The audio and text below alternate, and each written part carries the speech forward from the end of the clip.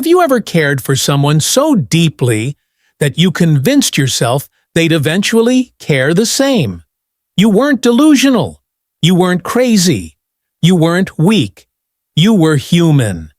And the harsh reality is this: some people are not capable of loving you the way you love them, no matter how much of yourself you give away. Not because you aren't enough, but because they don't have the capacity or the courage or the maturity to meet you where you stand. Loving someone who can't love you back is one of life's most painful experiences. Not because of what you feel, but because of what you hope for. You hold on to potential instead of reality. You paint futures in your mind and convince yourself you're seeing signs. Their occasional kindness becomes proof. Their comfort becomes connection. Their attention becomes affection. And suddenly, you're not in a relationship with a person. You're in a relationship with a possibility. Most people don't talk about this. They call it unrequited love, like it's a poetic tragedy. But there's nothing poetic about waiting. There's nothing romantic about trying to prove your worth. There's nothing beautiful about pouring everything into a cup that will never be full. The first harsh truth is simple. Love does not arrive in response to effort. You think if you just try harder, stay longer, be more patient, they'll eventually see you. But love is not earned through sacrifice. It's not a prize for endurance. It's not a reward for loyalty. Love is recognition. It's mutual energy. It's someone choosing you back without being persuaded. Think about how often you apologized for things you didn't do. How often you accepted crumbs. How many times you convinced yourself they just need time. That maybe they were hurt in the past. That maybe they're not ready. That maybe if you showed them real love, they'd feel safe enough to return it. But here's the truth. Someone who wants to love you doesn't need to be convinced. They don't need perfect timing or perfect conditions. They don't need you to carry their emotional baggage on your shoulders. They just show up, again and again and again, willingly. The second harsh reality: you weren't losing them. They never belonged to you in the first place. You were losing your own peace. You were losing your sense of self. You were losing your ability to see the difference between hope and delusion. You kept asking yourself, what's wrong with me? But the real question is, why am I begging someone to see value that's already there? The pain doesn't come from rejection. Rejection is clear, clean. It ends the story. The pain comes from confusion, from mixed signals, from I care about you, but from almosts, from nearlies, from the emotional gray zone where you're not loved, but you're also not free. They keep you close enough to stay relevant, but far enough so they don't have to choose you. And you mistake that proximity for progress. The third brutal truth: love is not always symmetrical.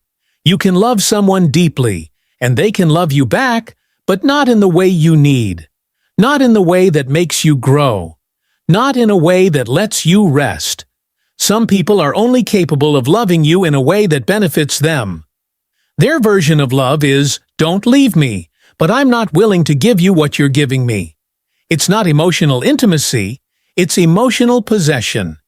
You wait for closure that never comes. You wait for clarity that never arrives. You wait for consistency that was never promised. And that waiting makes you sick. Not physically, emotionally. Because you start believing the only way to be loved is to shrink, to water down your needs, to silence your boundaries, to abandon your self-worth.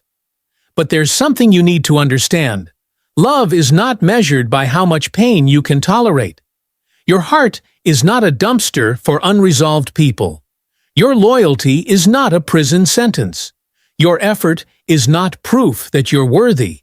The most painful part isn't that they can't love you.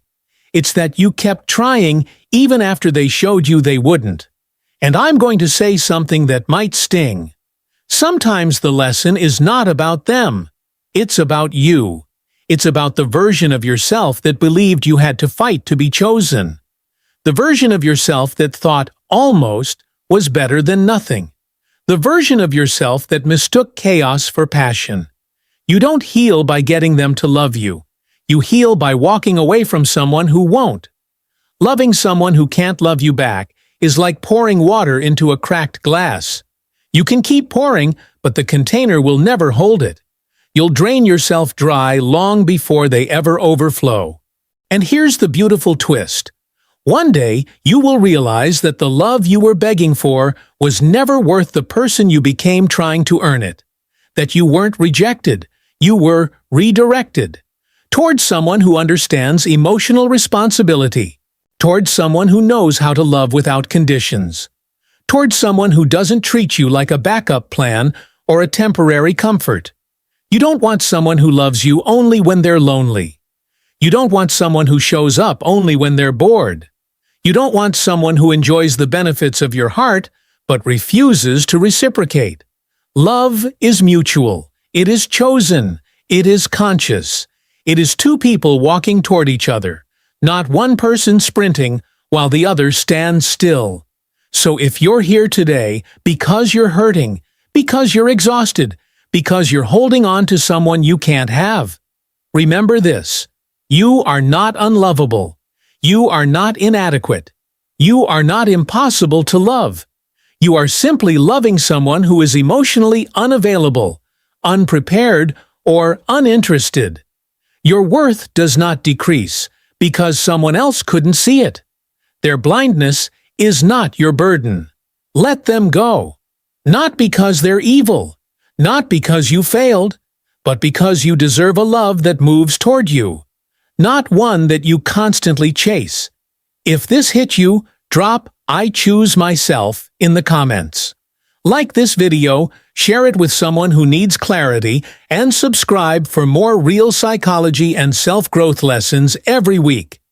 Your heart is powerful. Protect it.